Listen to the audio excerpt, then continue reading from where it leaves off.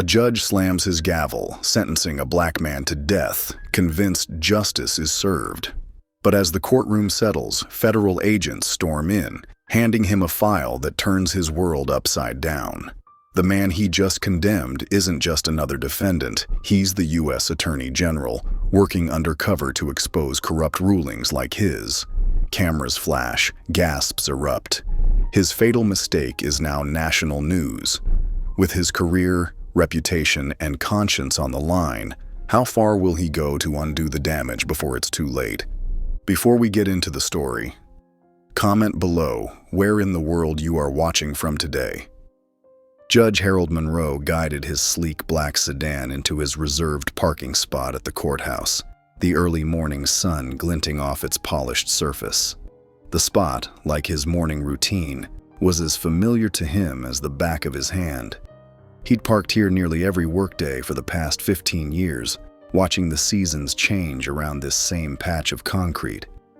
He stepped out, tugging at his suit jacket to smooth any wrinkles. The crisp gray fabric settled perfectly against his tall frame, a suit chosen specifically for its authoritative appearance. His shoes clicked against the concrete as he walked toward the courthouse entrance, each step measured and purposeful, just as his father had taught him to walk with dignity. The grand building rose before him, its limestone columns stretching toward the clear blue sky, weathered but proud after decades of serving justice. Monroe allowed himself a small smile. This place had always felt like home to him, a temple of justice where right and wrong were clearly defined, where chaos turned to order under the weight of law. Inside, the marble floors echoed with his footsteps, the sound mixing with the morning symphony he knew so well. The morning bustle was picking up, lawyers clutching briefcases, court officers directing visitors, the quiet murmur of voices bouncing off the high ceilings. The familiar scent of leather-bound law books and furniture polish filled the air. "Good morning, Judge Monroe," Deborah Carter called out. His clerk stood waiting by his chamber doors, her silver hair neatly styled, a stack of files already in her arms. She'd been with him for 12 years now, and her efficiency was something he deeply appreciated. Her reading glasses hung from a chain around her neck, catching the fluorescent light. "Morning, Deborah," he replied, accepting the day's docket from her outstretched hand. The weight of the files felt reassuring, like old friends. "Big case today," she said simply. Her face remained neutral, but something in her tone made him pause for just a moment. In 12 years, he'd learned to read the subtle changes in her voice. Monroe glanced down at the top file. State versus Marcus Avery. His eyes skimmed the charges. First-degree murder. He'd handled hundreds of these cases before. They all started to look the same after a while, each one a variation on humanity's darker nature. At 9:30 a.m. sharp, Monroe settled into his seat behind the mahogany bench in courtroom 3A. The familiar weight of his black robe around his shoulders felt right, like armor. He adjusted the microphone slightly, a habit born of years on the bench. The door opened, and 2 court officers led in the defendant.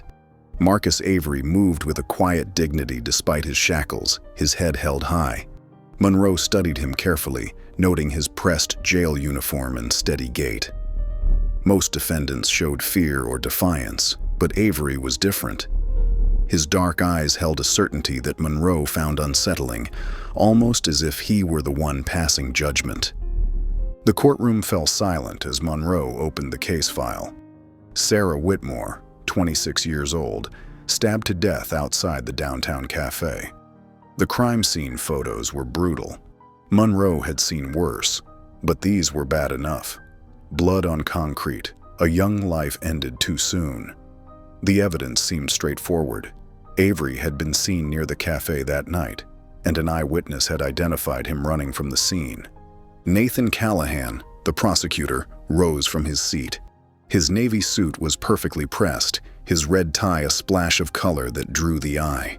His confidence filled the room like a physical presence. "Your Honor, members of the jury," he began, his voice strong and confident.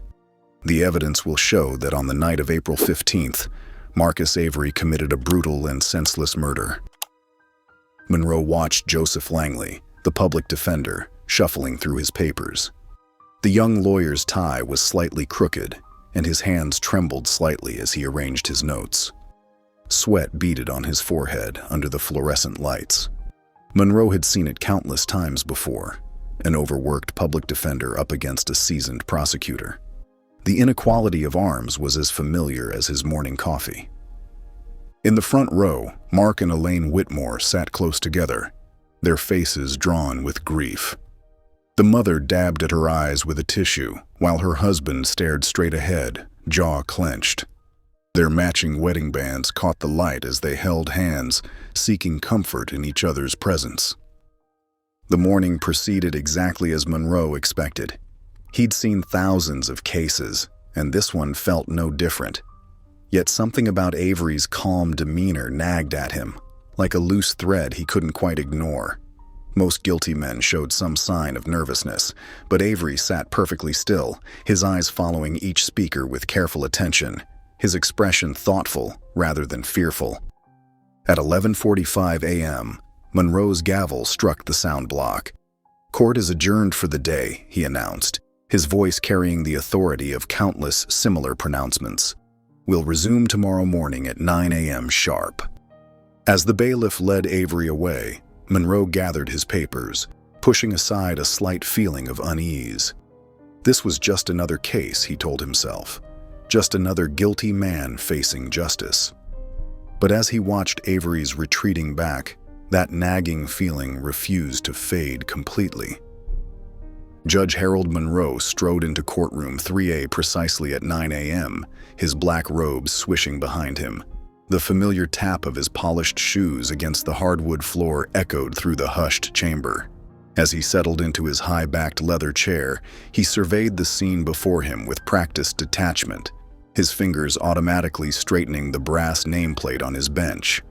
The jury filed in, 12 faces marked by varying degrees of attention and unease. Monroe noticed how their eyes kept drifting toward Marcus Avery, who sat as still as a statue beside his fumbling defense attorney. The defendant's calm demeanor continued to nettle Monroe. It wasn't natural for someone facing such serious charges to appear so composed. In Monroe's experience, guilty men fidgeted, innocent men trembled, but Avery did neither. "All rise," the bailiff called out, his voice carrying to every corner of the room. "Court is now in session," the Honorable Judge Harold Monroe presiding. The morning proceeded with methodical precision as Nathan Callahan, the prosecutor, called his first witness. Carl Benson, a middle-aged man with thinning hair and wire-rimmed glasses, took the stand. His hands trembled slightly as he was sworn in, his voice barely above a whisper as he repeated the oath. "Mr. Benson," Callahan began, his voice steady and assured, pacing deliberately before the witness box. "Please tell the court what you witnessed on the night of Sarah Whitmore's murder." Benson cleared his throat. "I was walking home from the late shift at the factory. It was dark, around 11:30 p.m. I heard screaming coming from near the cafe." He paused, dabbing at his forehead with a handkerchief, the white cloth growing damp with nervous sweat. "I saw someone running away, a black man in a dark hoodie. He passed right under the streetlight." "And can you identify that man today?" Benson pointed at Marcus without hesitation. "That's him. I'm sure of it." Monroe watched as Joseph Langley rose for cross-examination, shuffling through his disorganized notes, papers threatening to spill from his overstuffed briefcase.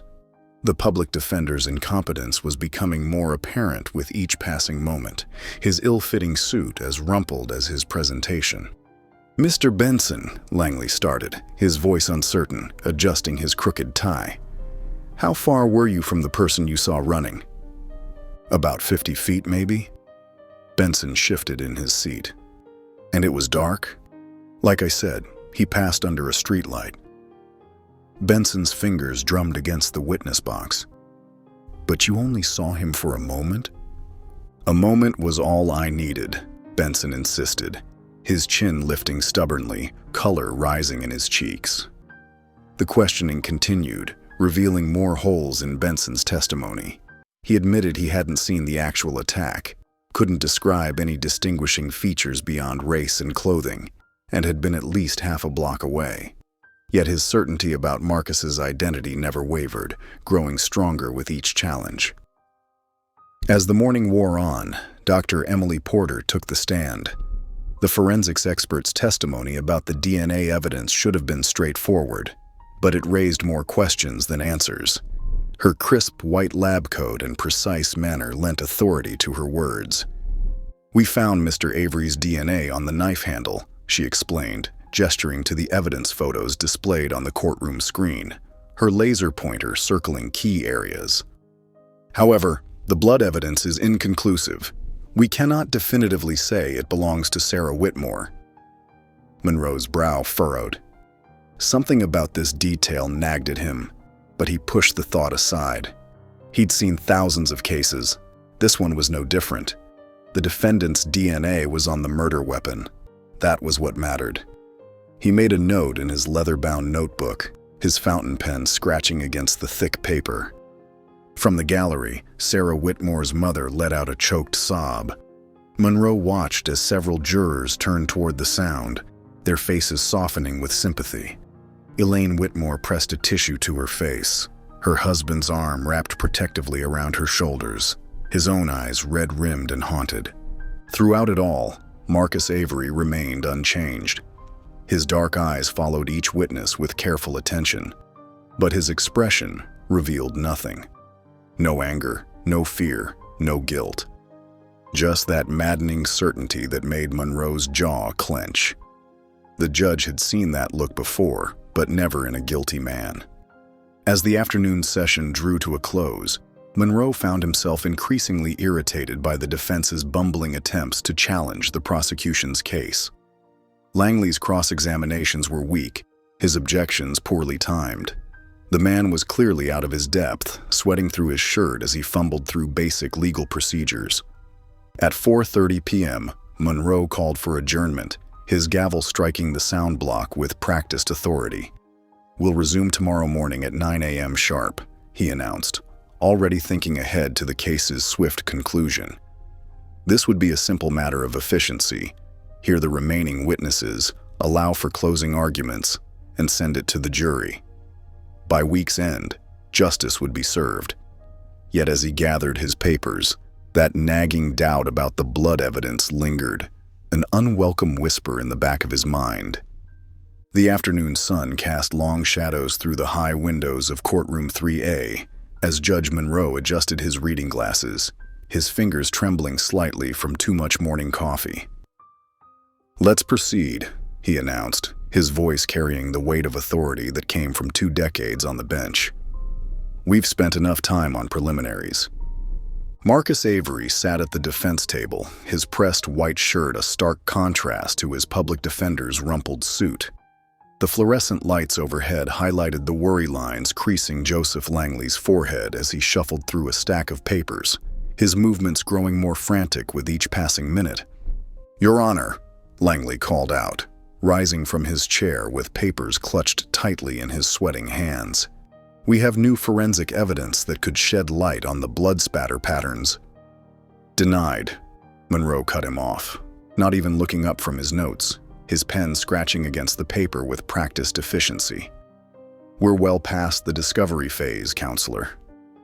Langley's shoulders slumped, but he pressed on, desperation creeping into his voice.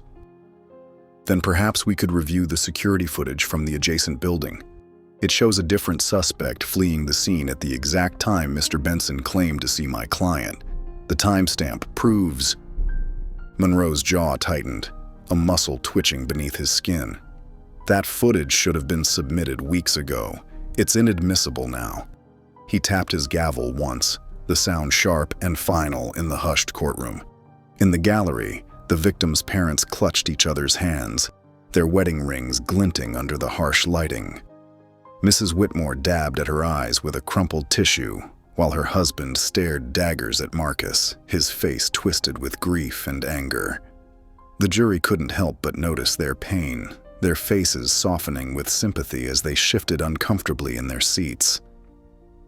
"This isn't right," Langley whispered to Marcus, his voice trembling with frustration as he loosened his cheap polyester tie. "He's rushing everything through. We need more time." The prosecution sat back, satisfied, as their emotional narrative gained momentum despite their shaky evidence. The DNA results remained inconclusive. The eyewitness testimony was vague at best, yet none of that seemed to matter anymore as the jury's sympathies clearly lay with the grieving family. Marcus Avery, who had maintained his composure throughout the proceedings, suddenly rose to his feet. His chair scraped against the floor like fingernails on a chalkboard, drawing all eyes to his tall, dignified frame. "You are sentencing the wrong man," he declared, his voice steady and clear as a church bell. "And I'll prove it. One way or another, the truth will come out." Gasps rippled through the courtroom like a wave. The bailiff took a step forward, his hand instinctively moving to his hip. But Marcus made no aggressive moves. He simply stood there, dignified and determined, meeting Monroe's gaze without flinching, his dark eyes filled with quiet certainty. Monroe's fingers tightened around his gavel until his knuckles turned white. "Sit down, Mr. Avery," he ordered, his tone ice-cold and brittle. "One more outburst like that, and you'll be held in contempt." Later, in his chambers, Monroe loosened his bow tie and sank into his leather chair, the familiar creaks offering little comfort.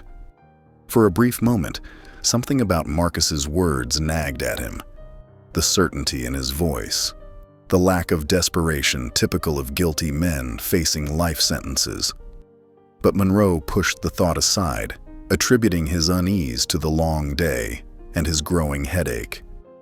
The judge reached for his afternoon coffee, now cold and bitter, just like the taste this case was leaving in his mouth. But he had seen thousands of defendants, heard countless proclamations of innocence. This was no different, was it?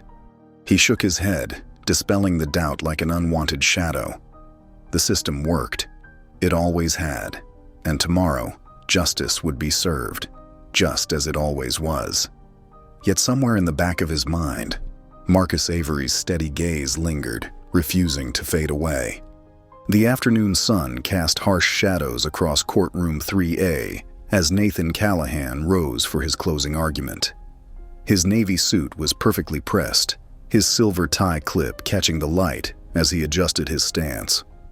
His demeanor radiated confidence as he approached the jury box, each step measured and purposeful. "Ladies and gentlemen," he began, his voice resonating through the silent courtroom. Sarah Whitmore was just 26 years old, a daughter, a sister, a young woman with her whole life ahead of her. He paused, letting the words sink in, his hand resting on the jury rail. "And this man," he turned, pointing at Marcus, his finger steady and accusing. "This cold-blooded murderer took it all away with one brutal act." Marcus sat motionless at the defense table, his expression unchanged as Callahan continued painting him as a monster. His hands were folded calmly in his lap, his shoulders relaxed despite the heavy weight of the accusations. The jury members leaned forward in their seats, hanging on every word of the prosecutor's emotional appeal, their faces reflecting a mix of horror and sympathy. When Joseph Langley stood for the defense's closing argument, his hands were visibly shaking, his collar damp with nervous sweat. Papers rustled loudly as he arranged his notes, already losing the jury's attention before he'd spoken a single word. The evidence is circumstantial at best," he stammered, his voice barely carrying to the back of the room. "No murder weapon directly linked to my client, no clear motive, just a witness who saw someone running away in the dark." His words seemed to evaporate in the heavy air of the courtroom, falling flat against the marble walls. The jurors' eyes kept drifting to the Whitmores in the front row, their raw grief a powerful presence that overshadowed any legal arguments.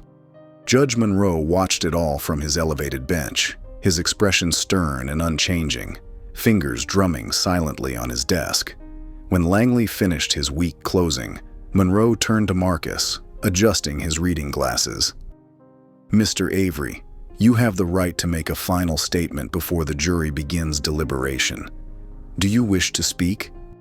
Marcus slowly stood, his chains clinking softly against the wooden table.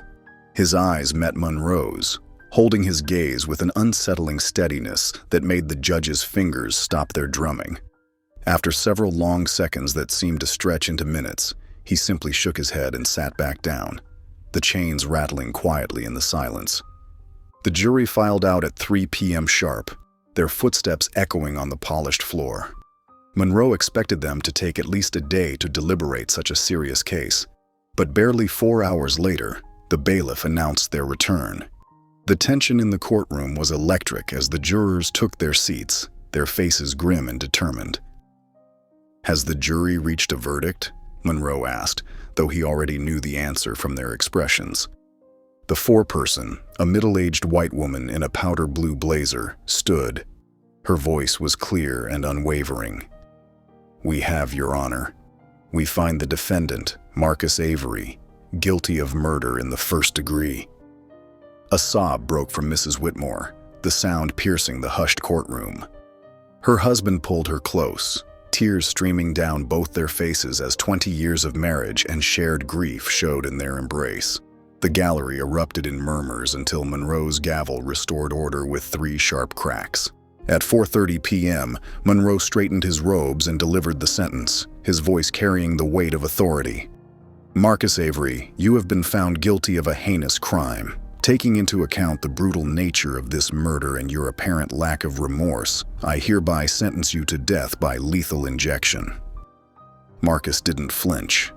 He remained perfectly still, his posture straight, his gaze steady and focused.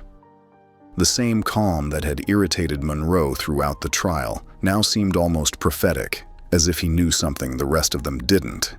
Monroe raised his gavel one final time, the afternoon sun glinting off its polished surface. The sound of it coming down echoed through the courtroom like a gunshot, sealing Marcus Avery's fate with a finality that sent shivers through the gallery. The heavy silence in courtroom 3A felt like a physical weight, pressing down on everyone present. Marcus Avery sat perfectly still, his hands resting flat on the scratched wooden defense table, his expression unreadable beneath the harsh fluorescent lights. Judge Monroe shuffled his papers with practiced efficiency, already thinking about his next case. Just another day, just another conviction, just another step in maintaining law and order. The bailiff stepped forward, his polished badge catching the light as he reached for his handcuffs. "Defendant, please stand." The double doors at the back of the courtroom burst open with a thunderous bang that echoed off the wood-paneled walls. Everyone jumped, heads whipping around as a team of federal marshals in crisp dark suits streamed into the room. Their badges glinted under the fluorescent lights as they moved with military precision, spreading out to cover every exit. "Stop the proceedings," called out Special Agent Robert Klein, his voice cutting through the startled gasps and nervous murmurs.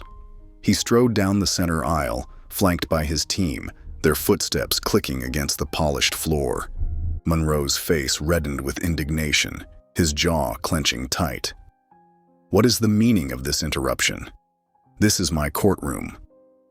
Klein approached the bench with measured steps, holding up his credentials. "Your Honor, I have a sealed federal document that requires your immediate attention."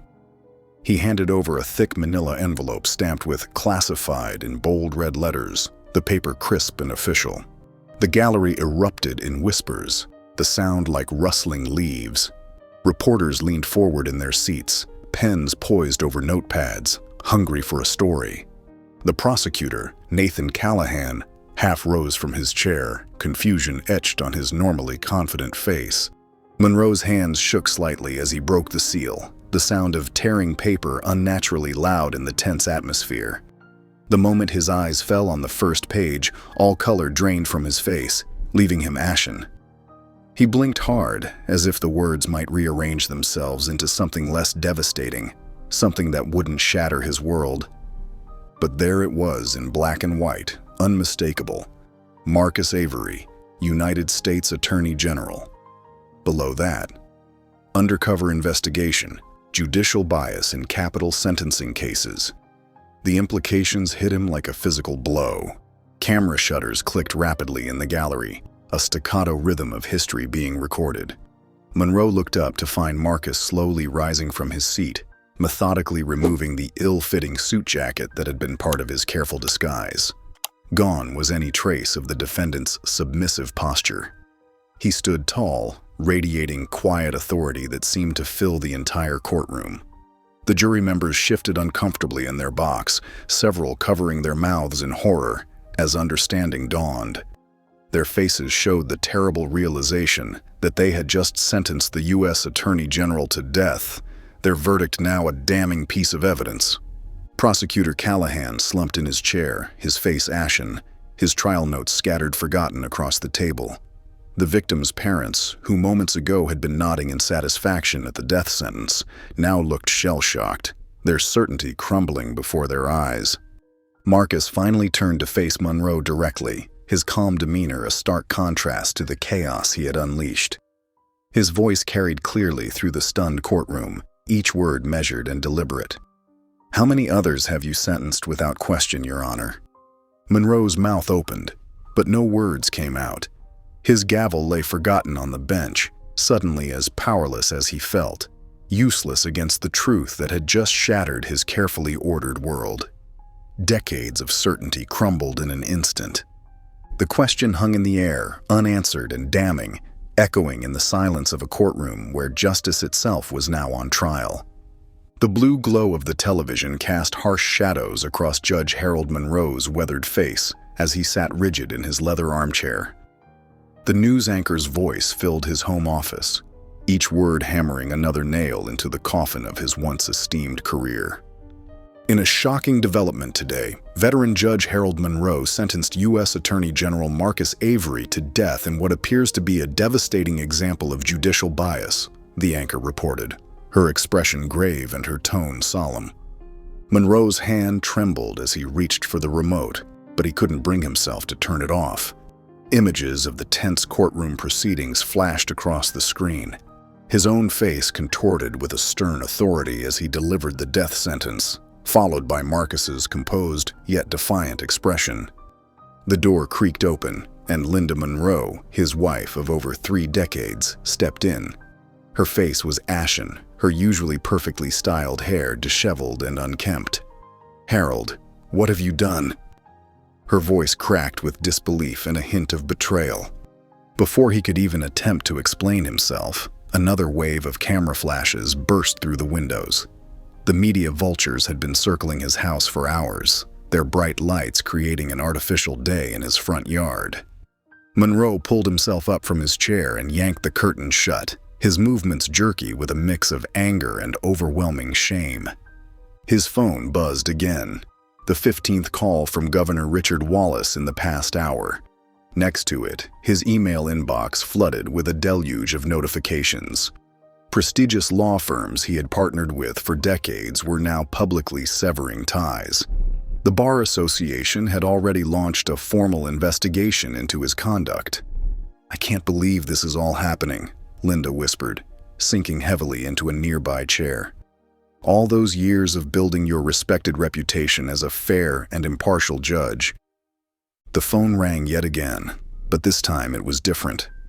The caller ID showed David, his only son. Monroe's heart skipped a beat. David hadn't called in weeks, not since their last heated argument about his harsh and uncompromising sentencing practices. "David?" Monroe answered, his voice tinged with a glimmer of hope. "Dad." His son's voice was cold, laced with a profound disappointment. "I don't know if I can ever look at you the same way again. Do you realize what you've done? What this means for everything you've built?" Monroe's fingers tightened around his whiskey glass, the amber liquid swirling as his hand trembled. "Son, No, Dad. I'm a lawyer too, remember? I've watched you hand down death sentences like they were nothing more than parking tickets. But this is different. This proves everything I've been trying to tell you all these years." The call ended with a resounding click, leaving Monroe in a heavy silence, broken only by the persistent flashes of light outside and Linda's quiet, mournful sobs. As the night wore on, the situation only seemed to worsen. Hateful messages flooded his email inbox. Social media exploded with an unrelenting chorus of calls for his immediate resignation. The final message from Governor Wallace was crystal clear: "Fix this mess, or I'll fix it myself." By 11:30 p.m., Monroe had locked himself away in the solitude of his study. Linda's pleas for him to come to bed went stubbornly unanswered.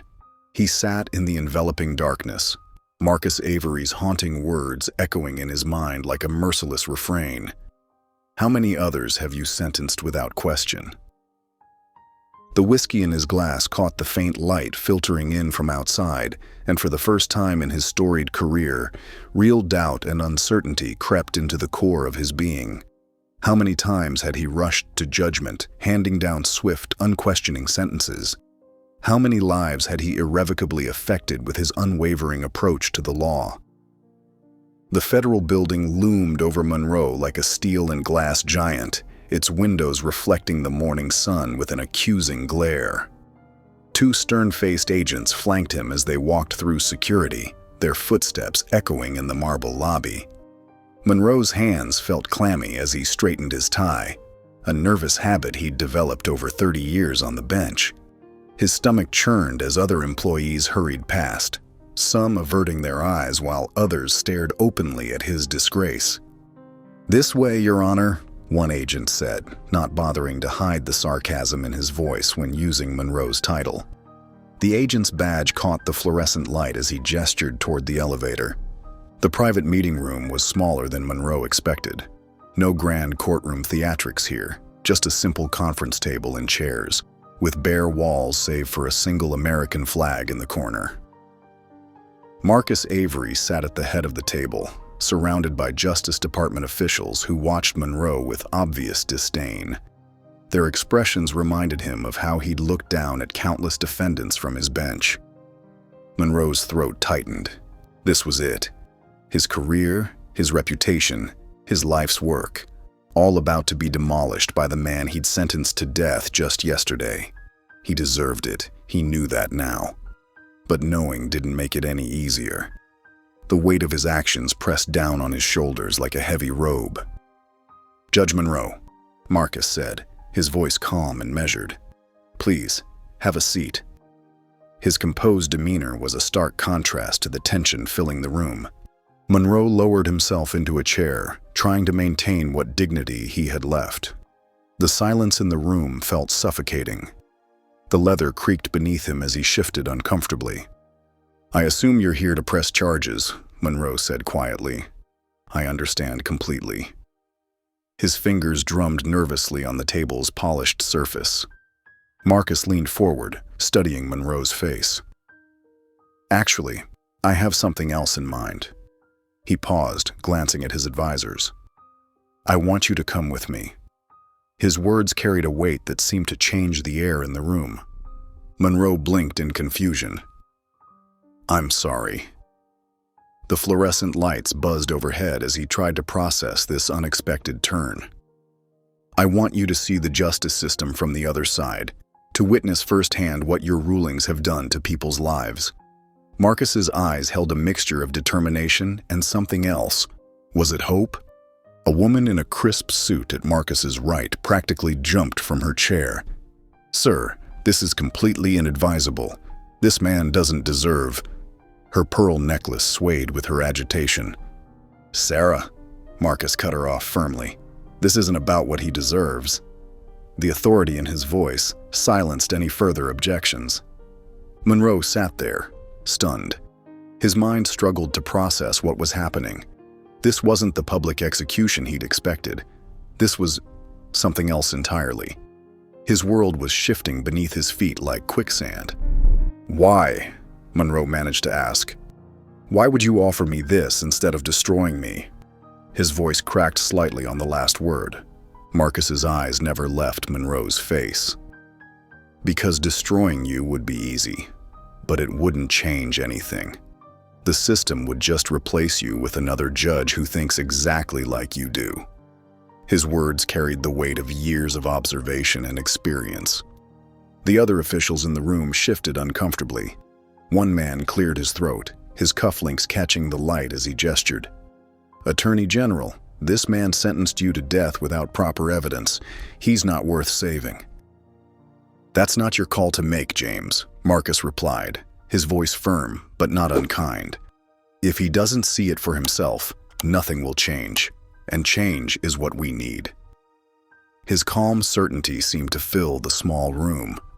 Monroe's hands trembled slightly as he gripped the arms of his chair. The weight of what Marcus was offering started to sink in. This wasn't just about saving his career. This was about facing every decision he'd ever made, every life he'd affected with his gavel. The magnitude of it made his head spin. "What exactly would this entail?" Monroe asked, his voice barely above a whisper. The question hung in the air like smoke. Marcus stood up, buttoning his suit jacket with practiced ease. "You have 24 hours to decide, Judge. You can keep hiding behind your bench, pretending the system works perfectly. Or you can see the truth with your own eyes." He walked to the door, then turned back. "Your choice." The soft click of the door closing behind him echoed with finality. Monroe remained seated as everyone filed out of the room, leaving him alone with his thoughts. The choice before him seemed impossible: maintain his carefully constructed worldview, or risk discovering that his entire career had been built on a foundation of injustice. The empty chairs around him stood as silent witnesses to his internal struggle.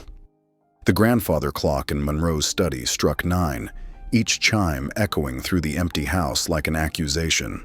Scattered papers covered his mahogany desk, illuminated by a single brass lamp that cast long shadows across the room. His reading glasses sat perched on his nose as he opened yet another manila folder, his fingers trembling slightly against the worn cardboard. "State versus Thompson, 2019, he muttered, scanning the death sentence he'd handed down with such certainty back then. The victim's family had hugged each other when he'd announced the verdict, their tears of relief now haunting his memory. Had he even looked closely at the evidence? Had he questioned the contradictions? He couldn't remember anymore, and that terrified him. The house felt different tonight, hollow and accusing. Linda had taken their daughter Sarah to her sister's place, leaving behind only a short note on the kitchen counter. "We need time." The emptiness of those 3 words echoed louder than any argument. His son David's words from their last phone call still stung, replaying in his mind. "Dad, I don't know if I can ever look at you the same way again." The crack in David's voice had said more than the words themselves. More files, more names, more faces he'd barely glanced at before condemning them to death. Jenkins, Rodriguez, Williams, each folder held a life he'd ended with a bang of his gavel, each decision made with the cold efficiency he'd once been so proud of. His chest tightened as he read through the evidence summaries, seeing holes he'd overlooked, questions he'd never asked. How many had been like Marcus? Innocent men he'd sentenced without a second thought, their lives worth no more than the time it took to sign their death warrants. The whiskey bottle sat untouched on his desk, though his hand kept drifting toward it like a compass seeking north. The amber liquid promised temporary relief from the guilt crushing his chest. The clock ticked past 11:30, and Monroe finally picked up his phone, his hand surprisingly steady. The business card Marcus had left sat next to it, crisp and white, mocking him with its simplicity and the weight of its implications. His fingers shook as he dialed the number, each digit feeling like a confession. Each ring felt like an eternity until Marcus's calm voice answered, as composed as it had been during his own trial. "Judge Monroe." Monroe's throat felt dry as desert sand.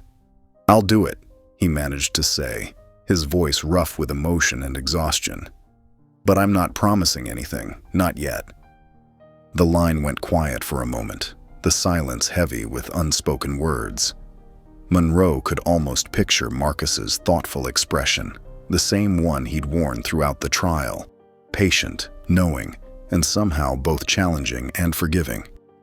"We'll see," Marcus finally responded, his tone neither triumphant nor condemning, but carrying a quiet certainty that made Monroe's spine straighten. Monroe grabbed his coat and car keys, leaving the files scattered across his desk like fallen leaves. The drive to the state prison felt surreal, like something from a dream or nightmare. Streetlights cast long shadows across his windshield as he approached the facility's imposing gates, each yellow pool of light marking another step away from everything he'd known. The prison rose before him, a concrete monster silhouetted against the night sky, its walls seeming to reach up and scrape the stars. Floodlights illuminated the razor wire topping the walls, creating twisted patterns of shadow and light that danced like accusations. Monroe parked his car and stepped out into the cold night air, which bit at his face and hands like tiny needles. Standing there, he didn't feel like Judge Harold Monroe anymore, the man who'd commanded respect with a mere glance, who'd wielded the power of life and death without hesitation or doubt. Instead, he felt small, uncertain, and for the first time in decades, afraid of what tomorrow might bring. The weight of his past decisions pressed down on his shoulders like a lead coat. The clock on his dashboard blinked 11:59 p.m., marking the end of one life and the beginning of another. Everything he'd built his life around, his certainty, his authority, his unwavering belief in the system, had crumbled in the span of a weekend, leaving him standing in the rubble of his convictions. Now he stood at the threshold of something new, something that terrified him more than he cared to admit, but something that felt, for the first time in years, like the truth. The heavy metal doors of maximum security prison clanged shut behind Monroe, the sound echoing through the stark corridors. His polished leather shoes, once a symbol of authority, clicked weakly against the concrete floor. Two federal agents flanked him, their faces expressionless. Guards who had once stood at attention for him now barely acknowledged his presence. Some whispered to each other, their eyes cold and judging. Monroe felt his collar tighten around his neck as he walked past cells where men he'd sentenced spent their days. At the security checkpoint, Warden Lawrence Briggs emerged, his salt and pepper hair neatly combed. His face lit up at the sight of Marcus. "Attorney General, always good to see you." The two men shared a warm handshake. Then Briggs's expression cooled as he turned to Monroe. "Judge, things certainly have changed, haven't they?" Monroe could only nod, his mouth dry. Marcus led the way through the facility, his footsteps sure and purposeful. "These men aren't just numbers anymore, are they, Judge?" he said, gesturing to the cells they passed. "Each one has a story, a family, dreams that were cut short." They stopped at various cells. Marcus introduced him to James Wilson, wrongfully convicted of armed robbery. Thomas Green, serving life for a murder his brother committed. Each face, each story, hit Monroe like a physical blow. Then they reached Cell Block D. An older black man stood at the bars, his hair gray, his face lined with years of hardship. Monroe's heart stopped as recognition hit him. "Jeremiah Carter," Marcus said quietly. "Convicted in 1993. You sentenced him to death row, Judge Monroe. His execution date was set 3 times before new evidence emerged." Jeremiah's hands gripped the steel bars. His eyes, sharp and clear despite his age, bore into Monroe. "You remember me, Judge. 30 years ago, you said I didn't deserve a second chance." His voice was steady, but decades of pain lay beneath the surface. "You looked right at me, just like you're doing now, and said I was beyond redemption." Monroe's chest tightened. He remembered that day clearly now, how he'd barely glanced at the evidence, how he'd dismissed the defense's pleas for more time. He'd been so certain, so righteous in his judgment. "I had a son," Jeremiah continued. "He was 8 when you sent me here. He grew up without a father, because you couldn't be bothered to look deeper. to question anything. Monroe's hands began to shake. The corridor seemed to narrow, the fluorescent lights too bright. He tried to meet Jeremiah's gaze, to face what he'd done, but he couldn't. For the first time in his career, Judge Harold Monroe lowered his eyes before a prisoner. His voice, when he finally found it, was barely a whisper. I can't. Marcus watched silently as Monroe turned away, unable to bear the weight of Jeremiah's stare. The truth was finally sinking in, and it was more than Monroe could handle. Monroe's footsteps echoed through the maximum security wing, each step feeling heavier than the last. The fluorescent lights cast harsh shadows across the concrete floor, making everything feel cold and stark. Marcus walked slightly ahead, his presence commanding respect from both guards and inmates alike. The cells stretched endlessly on either side, a maze of steel bars and haunted faces. Some inmates pressed against their bars, their eyes burning with recognition as Monroe passed. "Hey, Judge," one voice called out. "Remember me? Class of '98. Another joined in. "Still sleeping well at night, Your Honor?" Monroe kept his eyes forward, but his jaw tightened. The guards stood back, watching without intervening. Their faces showed neither sympathy nor surprise. They knew this moment had been coming. Marcus stopped abruptly at cell 245. The nameplate read, Carter, Jeremiah. Inside, an elderly black man sat on his bunk, reading a worn Bible. He looked up slowly, his weathered face showing years of hard living behind these walls. "Mr. Carter," Marcus said softly, "Judge Monroe is here." Jeremiah Carter stood with difficulty, his joints creaking audibly. But his eyes, they were sharp as razors, cutting straight through Monroe's carefully maintained facade. "Well, well," Carter said, his voice rough but steady. "Judge Harold Monroe, been a long time." Monroe cleared his throat. "Mr. Carter, 30 years, Carter interrupted. "That's how long I've been here. You don't remember me, do you? But I remember every detail of that day in your courtroom."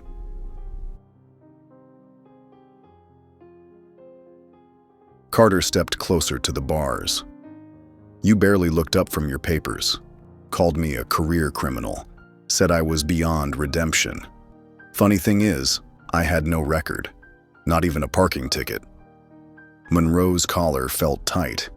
The case was coming back to him now, a convenience store robbery where someone had died. The evidence had seemed solid at the time, hadn't it? "The witness," Carter continued, "finally admitted 10 years ago that the police pressured her to identify me. But by then, who cared? I was already buried here, forgotten. My wife died waiting for me. My kids grew up without a father." Monroe's hands trembled slightly. He remembered his words now, how easily they had flowed.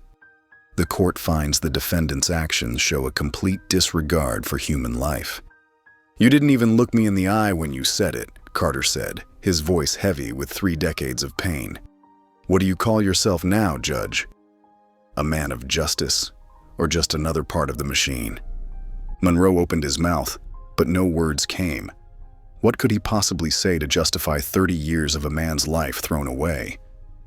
Carter turned away, picking up his Bible again. "You know what the worst part was? Not the sentence. It was how easy it was for you. Just another day at the office." The corridor felt suffocating now. Monroe stepped back, his perfectly polished shoes scuffing against the concrete floor. His pulse pounded in his ears, drowning out the continued calls from other cells. Marcus watched him carefully, saying nothing. He didn't need to. Carter's words had done enough damage on their own. Monroe turned away from cell 245, his legs unsteady. For the first time in his career, he felt the weight of every sentence he'd ever handed down, every life he'd altered with the casual bang of his gavel. What if Carter had been innocent? How many others might there be? The temporary office was sparse, with just a metal desk and 2 chairs. The afternoon sun filtered through barred windows, casting grid-like shadows across the stack of manila folders Marcus had placed between them.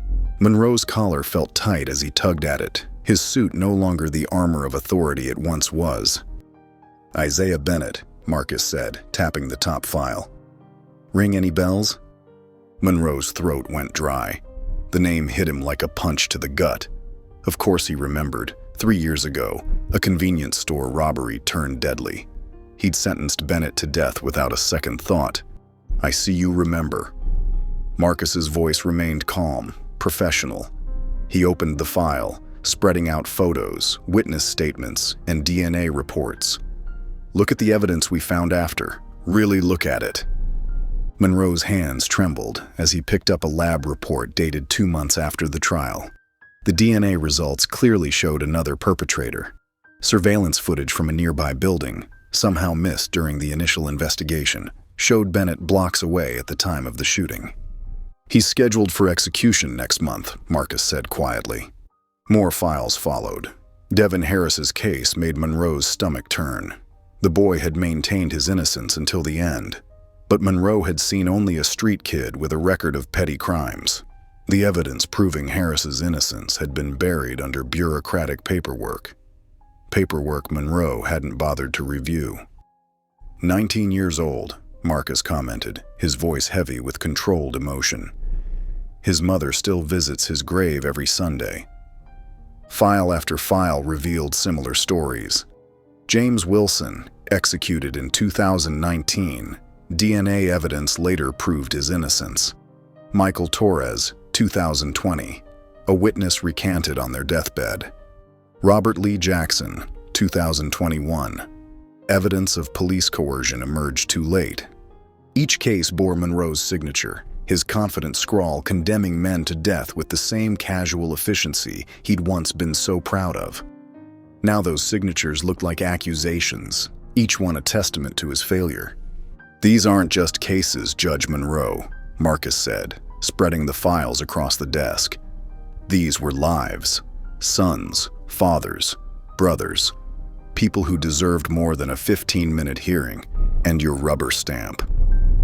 Monroe pushed back from the desk, his chair scraping against the concrete floor. The faces in the mugshots seemed to stare at him, their eyes following him. He could barely breathe. "How ... His voice cracked. He cleared his throat and tried again. "How do you live with it?" Marcus leaned forward, his expression grave. "I don't. And neither will you." The words hung in the air between them, heavy with truth and consequence. Monroe looked down at his hands, hands that had signed death warrants with such certainty, such finality. They weren't the steady hands of justice anymore. They were the trembling hands of a man who finally understood the weight of his mistakes. Monroe sat across from Marcus in the prison's reserved meeting room, his breakfast untouched. Dark circles under his eyes betrayed his sleepless night.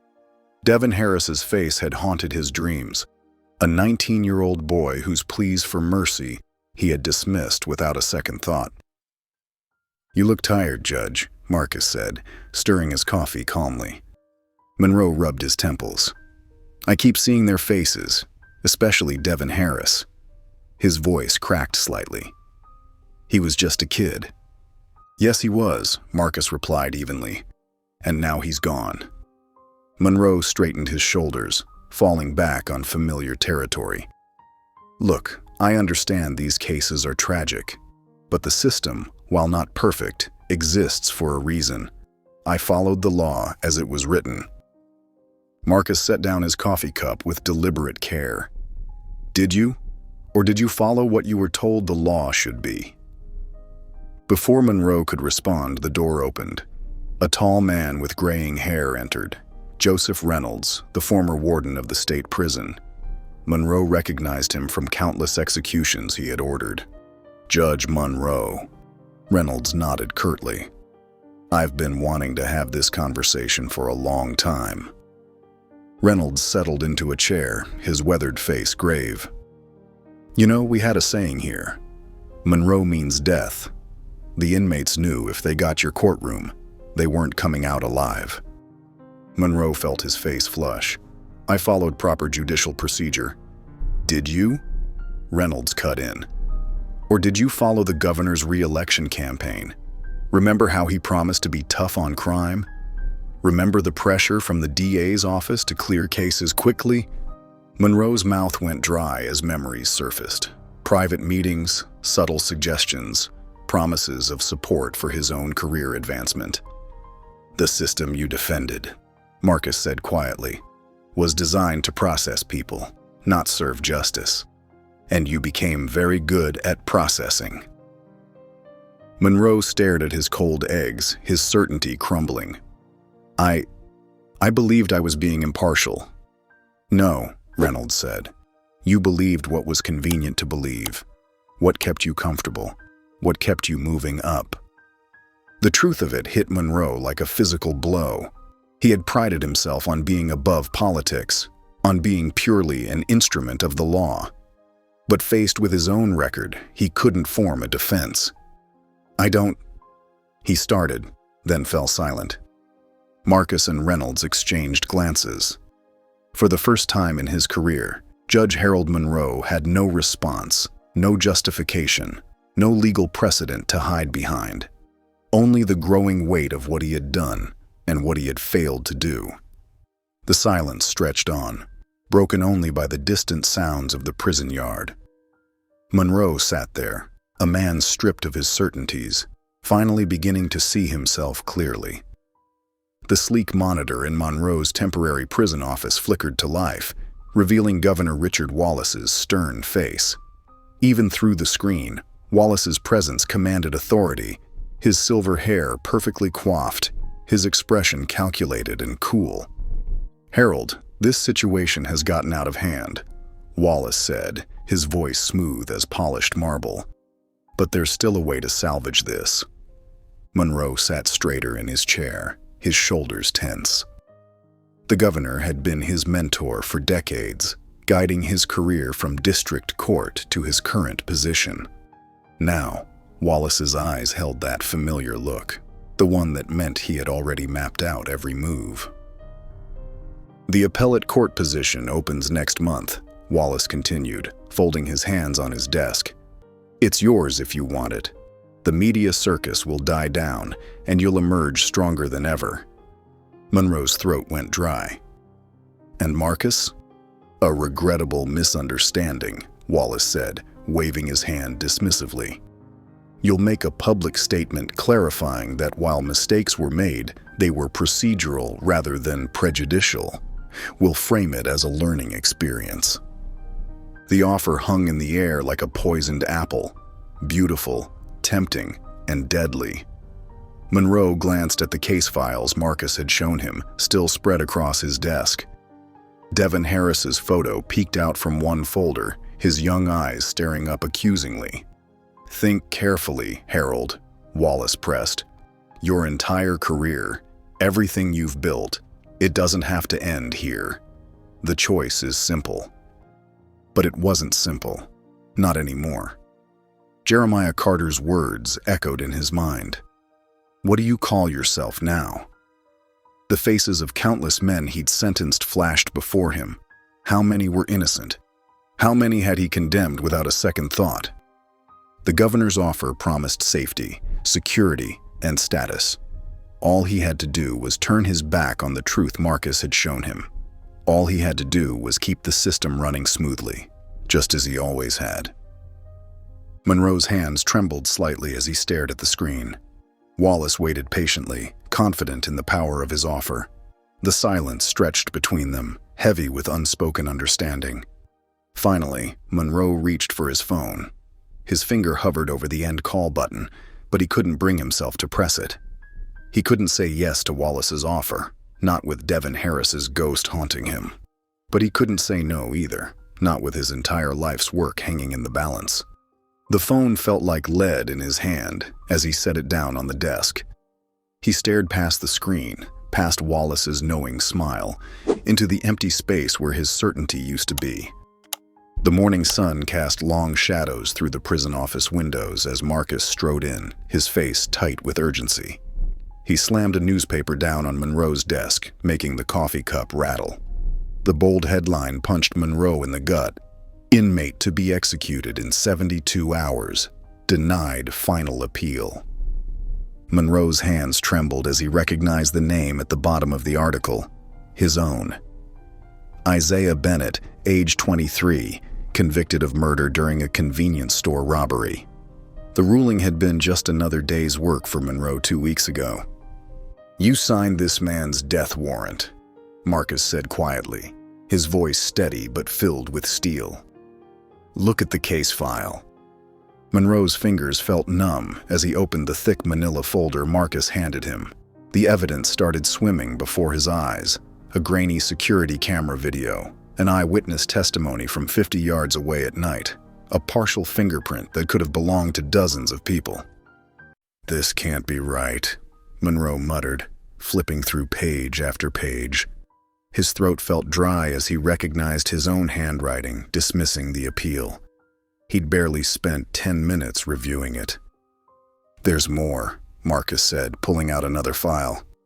"The real killer confessed last week to his priest, but because of clergy confidentiality laws, we can't use it," Monroe finished, his voice hollow. He stood up, pacing the small office. "This can't happen. There has to be a way to stop it. Some legal mechanism, some emergency stay." Marcus watched him carefully.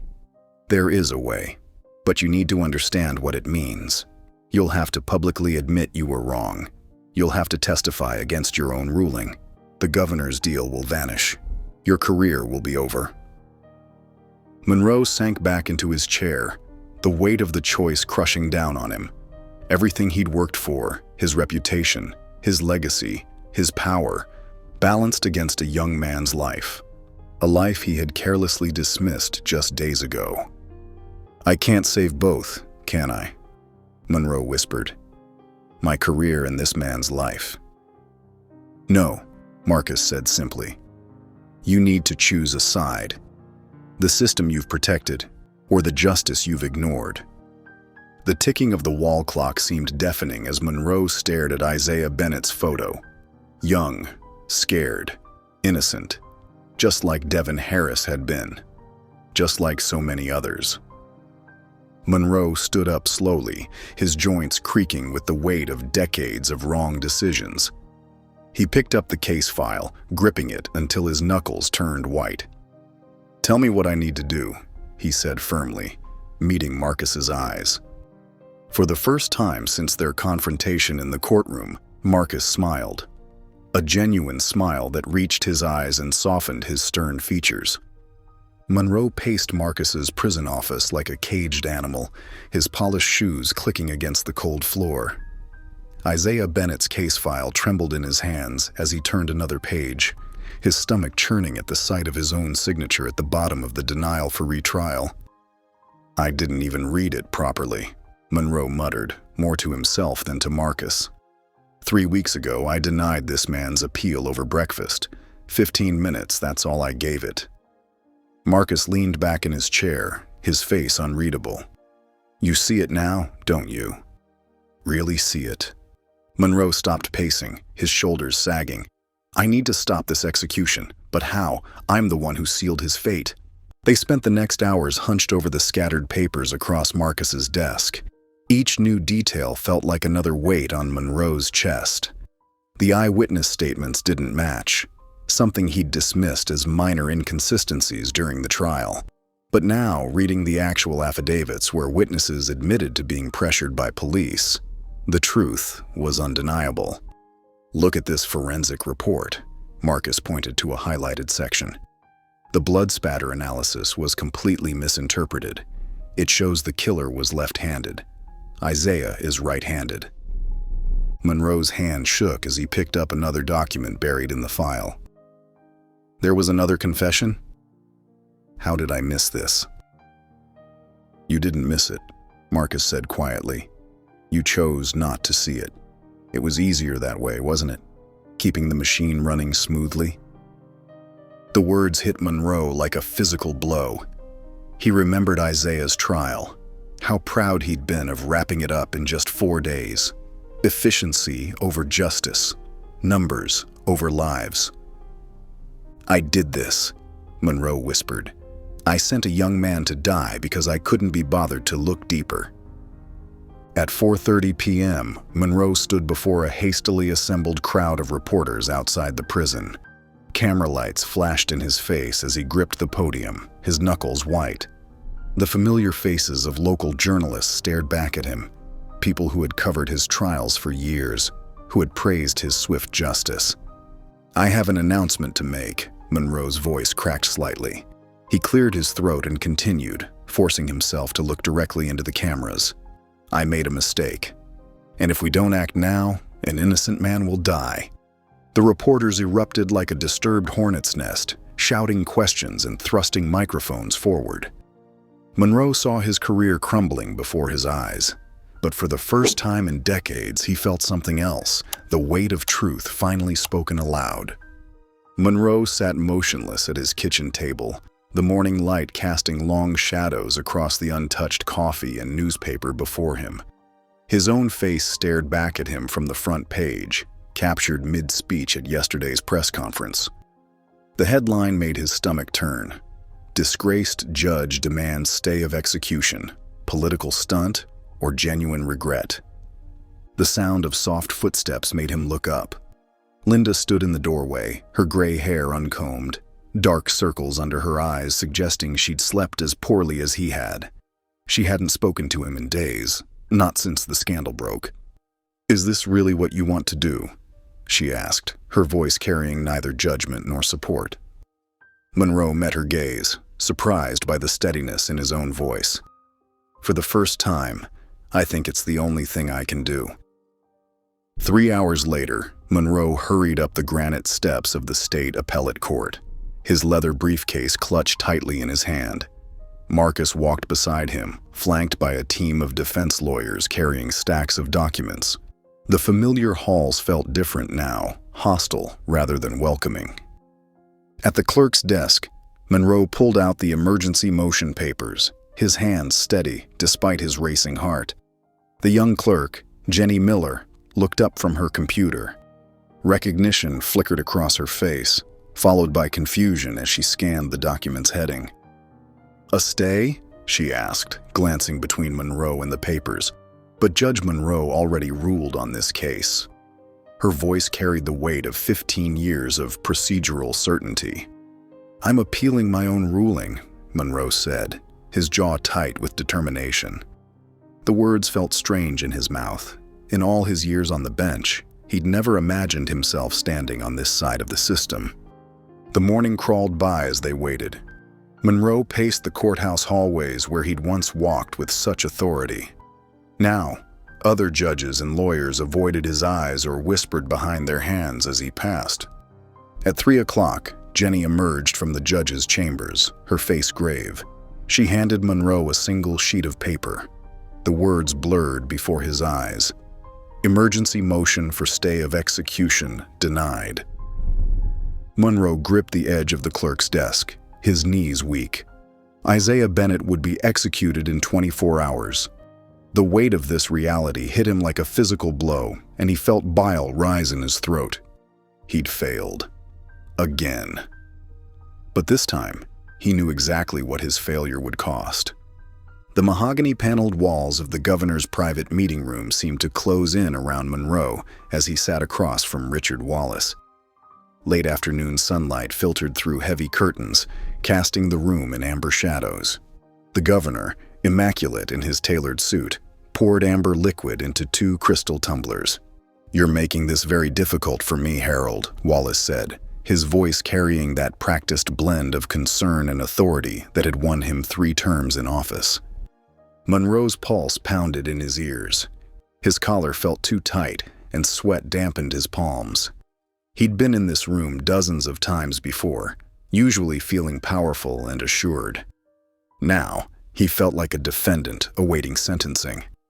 The governor settled into his leather chair, studying Monroe over the rim of his glass. "You know, I've always admired your efficiency, your dedication to order." He paused, letting the words hang. which makes your recent behavior all the more puzzling. Richard, an innocent man is going to die tomorrow. And suddenly you care? Wallace's voice turned sharp. After how many death sentences? How many expedited rulings? Monroe flinched but held the governor's gaze. Wallace softened his tone, leaning forward. Look, Harold, I'm offering you a way out. One final chance to make this right. He pulled out a prepared statement. Simply tell the press you were pressured by activists, that you got caught up in the moment. The appellate court position is still yours. Monroe's mouth went dry. And Isaiah Bennett? Will face the justice you yourself declared appropriate. Wallace's smile didn't reach his eyes. Your reputation restored, your career advanced. Everything back to normal. And if I don't? The governor's face hardened. Then you lose everything. Your pension, your reputation, any chance of practicing law again, your son's promising career at the DA's office? Over. He leaned back. Don't be a fool, Harold. You know how this works.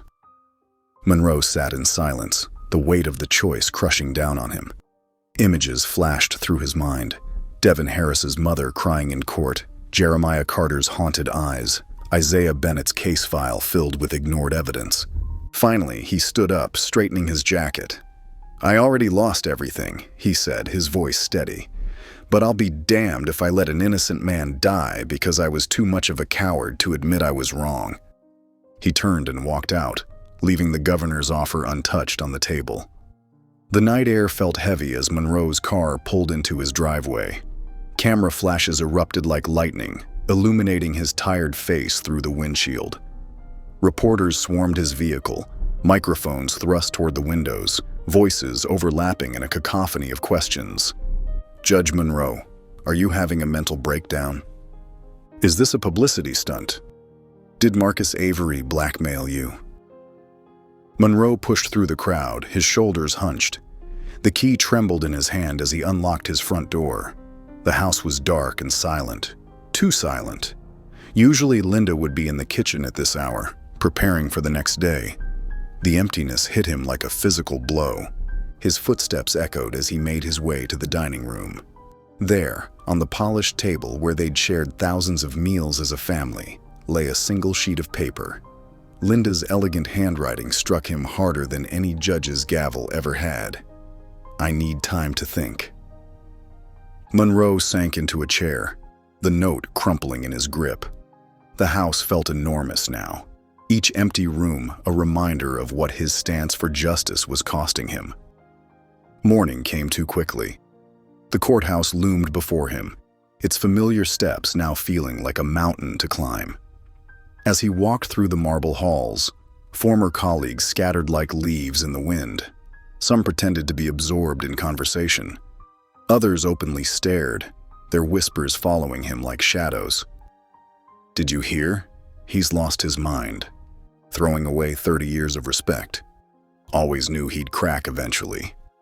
Judge Sarah Martinez, once his closest friend on the bench, caught his eye, then quickly looked away, hurrying in the opposite direction. The betrayal stung, but not as much as it would have days ago. Everything felt different now. The media had already painted their picture. On the courthouse steps, a reporter was doing a live broadcast. Former Judge Harold Monroe, whose controversial breakdown began with wrongfully sentencing the U.S. Attorney General to death, now claims another death row inmate is innocent. Sources close to the situation suggest this may be a desperate attempt to salvage his damaged reputation. Monroe pushed past them, Marcus close behind. In his arms, Monroe carried boxes of evidence, everything they'd gathered about Isaiah's case. Photos of the crime scene that didn't match witness statements. DNA results that had been misinterpreted. Time-stamped security footage that placed Isaiah miles away when the murder occurred. The defense lawyers met them at the Supreme Court clerk's office. Their faces were grim but determined. They had 10 hours to save Isaiah's life. 10 hours to right a wrong that should never have happened. As they prepared to submit their final appeal, Monroe caught his reflection in a window. He barely recognized himself. His tie was crooked, his usually perfectly combed hair disheveled, dark circles under his eyes. But for the first time in decades, he saw something else in that reflection. A man finally doing what was right, no matter the cost. The clerk took their appeal documents, stamping them with mechanical efficiency. In 10 hours, Isaiah Bennett would either live or die. And this time, Monroe was on the right side of justice. The fluorescent lights buzzed overhead as Monroe stood outside Isaiah Bennett's cell in the execution wing. His knuckles turned white as he gripped the cold metal bars, watching the young man who sat quietly on his narrow bed. Isaiah's orange jumpsuit seemed too bright against the gray walls, a stark reminder of where they were. "We're not giving up on you," Monroe said, his voice rough with emotion. Isaiah looked up, his eyes carrying a weight that made Monroe's chest tighten. "You know what's funny, Judge?" Isaiah's voice was steady. "I always thought the system would correct itself, that someone would eventually see the truth." He shook his head slowly. "Took you long enough." The guard's radio crackled, marking another hour passed. 8 hours left. The countdown felt like a physical presence in the narrow corridor. At the Supreme Court, the marble walls seemed to close in as Monroe took the stand. The 9 justices looked down at him, their faces unreadable. Chief Justice Patterson leaned forward, her glasses catching the light. "Judge Monroe, you're asking us to overturn your own ruling. Why should we trust your judgment now, when you admit to failing before?" Monroe's hands trembled slightly as he gripped the podium. "Because I was wrong," he said, his voice carrying through the hushed courtroom. "I was so focused on efficiency, on maintaining the system, that I forgot about justice." He pulled out Isaiah's case file, the pages worn from constant review. The evidence was there. The witness recantations, the mishandled forensics, the buried confession from another suspect. Monroe's voice grew stronger. "I ignored it all because I believed the system couldn't be wrong. But I was wrong. We were all wrong." Justice Thompson interrupted, his tone sharp. "Are you suggesting systematic failure in our courts?" "I'm not suggesting it," Monroe replied, meeting the justice's gaze. "I'm admitting to being part of it. Every rushed verdict, every dismissed appeal, every time we chose procedure over people, we failed. I failed." The afternoon sun cast long shadows across the courtroom as the justices deliberated. Monroe sat in the gallery, watching the clock tick past 6 p.m. 6 hours remained until Isaiah's scheduled execution. Marcus appeared beside him, placing a steady hand on his shoulder. "Whatever happens," Marcus said quietly, "you finally chose the right side." Monroe nodded, unable to speak. The weight of Isaiah's life, and the lives of all those he'd sentenced before, pressed down on him like a physical burden. All he could do now was wait, and hope that his admission of guilt might help save at least one life he'd wrongly condemned. The clock continued its relentless march forward, each tick echoing through the quiet courtroom. 6 hours left to save Isaiah Bennett, or live with one more irreversible mistake. Friday evening cast long shadows through the Supreme Court's windows as Monroe, Marcus, and Isaiah's defense team sat in the marble-lined waiting room. The air felt thick with tension. Monroe's leg bounced nervously as he checked his watch for the 100th time. Each tick of the clock echoed like a gunshot in the quiet room. "How long have they been in there?" Monroe whispered to Marcus. 45 minutes, Marcus replied, his voice tight. The double doors to the deliberation chamber finally opened. 7 justices filed in, their faces unreadable. Monroe's stomach clenched as Chief Justice Roberts took his position at the center podium. The room fell completely silent. "In the matter of Bennett versus State," the Chief Justice began, his voice firm and measured, "this court has carefully reviewed the emergency petition for a stay of execution." He paused, adjusting his glasses. After thorough consideration of the evidence presented, including Judge Monroe's testimony, this court finds insufficient grounds to issue a stay. The request is hereby denied. The words hit Monroe like a physical blow. Around him, Isaiah's lawyers erupted in protest. "Your Honor, this is a miscarriage of justice," one shouted. Another slammed his briefcase on the table. Through the chaos, Monroe caught sight of a television mounted in the corner. Governor Wallace appeared on screen, standing at a podium outside the state capitol. His face wore a practiced expression of grave authority. "The Supreme Court has spoken," the governor declared. "While I respect Judge Monroe's recent change of heart, justice must be served. The people of this state deserve closure. The victim's family deserves peace." Monroe's hands balled into fists, his knuckles white. He'd seen that same false sincerity on Wallace's face when he'd offered the promotion, when he'd tried to buy Monroe's silence. Now he was using it to ensure an innocent man's death. Outside the courthouse windows, Monroe could see protesters gathering. Their signs bobbed in the evening light. "Save Isaiah Bennett. Stop the execution. Justice for the innocent." Unable to stand still any longer, Monroe strode toward the exit. He grabbed Marcus's arm as he passed, pulling him into the hallway. The fluorescent lights cast harsh shadows across their faces. "What do we do now?" Monroe demanded, his voice raw with desperation. "There has to be something else. Some other option." Marcus glanced around the empty hallway, then checked his watch. The execution was scheduled for midnight, less than 4 hours away. His expression shifted, something calculating entering his eyes. "There's one more move left," Marcus said quietly. "But it's risky." Monroe met his gaze steadily. The old Monroe, the one who cared about his reputation and position, would have hesitated. But that man was gone. In his place stood someone who had seen the truth and couldn't look away. "Tell me what it is," Monroe said firmly. Friday evening cast long shadows through the courthouse windows as Monroe and Marcus burst through the heavy oak doors. Their footsteps echoed in the nearly empty halls, their breaths coming in short gasps from running up 3 flights of stairs. "We need Judge Catherine Martinez," Marcus said, pulling out his phone. "She's handled wrongful conviction cases before." Monroe nodded, his tie loose and jacket rumpled. "I know Catherine.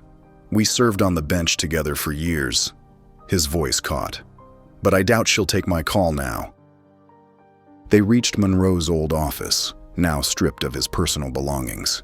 Papers scattered across the desk as they worked frantically, preparing the emergency filing for federal court intervention.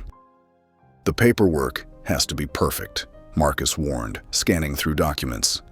"One mistake and Martinez won't even look at it." Monroe's hands trembled as he dialed numbers on his phone. One by one, former colleagues and legal contacts shut him down. "Harold, I'm sorry, but I can't risk my career on this." "Monroe? Lost your number. Please don't call again." Each rejection felt like another nail in Isaiah's coffin.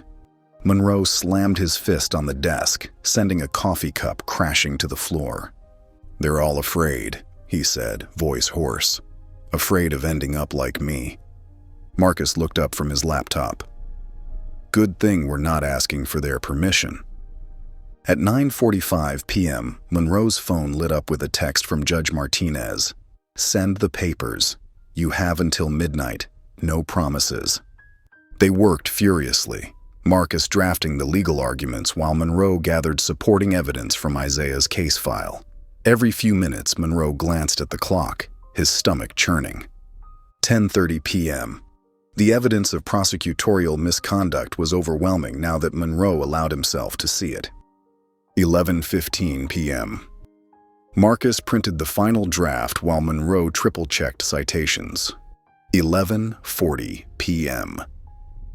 They raced to Judge Martinez's home office, where she had agreed to receive the emergency filing. Standing on her porch at 11:50 p.m., Monroe handed over the thick stack of documents. Judge Martinez, still in her business suit despite the late hour, took them without a word.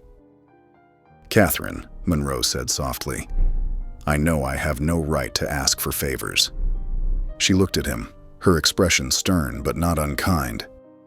"This isn't about favors, Harold. This is about justice." She glanced at her watch. "I'll review everything tonight. Emergency hearing at 8 a.m. sharp." As they walked back to the car, Marcus checked his phone. The execution is still scheduled for 6 a.m. Monroe loosened his tie further, feeling like he could barely breathe. "Then we have to convince Catherine to act faster than that." They climbed into Marcus's car, both exhausted but unable to rest. The dashboard clock read 11:58 p.m. Somewhere in the state prison, Isaiah Bennett was counting down his final hours, unaware that his fate now rested in the hands of a federal judge. Governor Richard Wallace's private office gleamed with polished mahogany and leather in the midnight hours.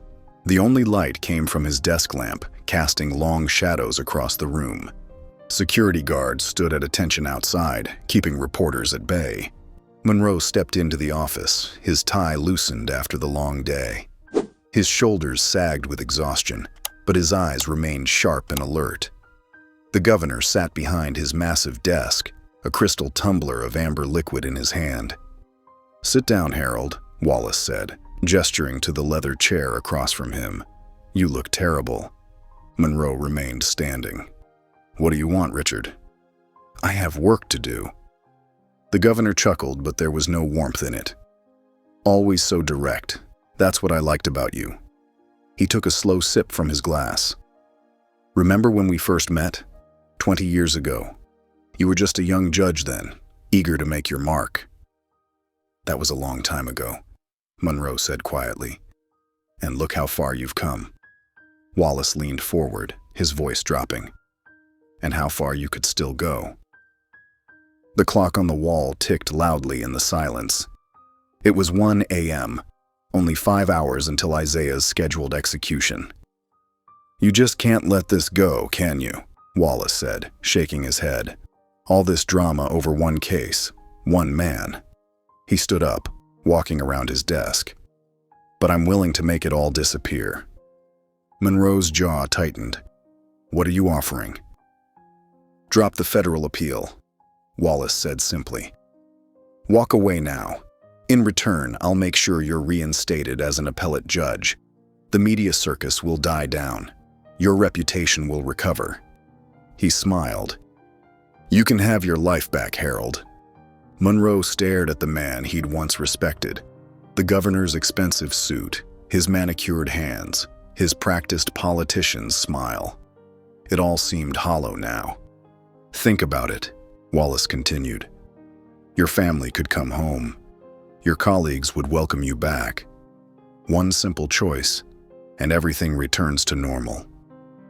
Monroe thought of Isaiah Bennett sitting in his cell, counting down his final hours. He thought of Devin Harris, who had died because Monroe hadn't asked enough questions.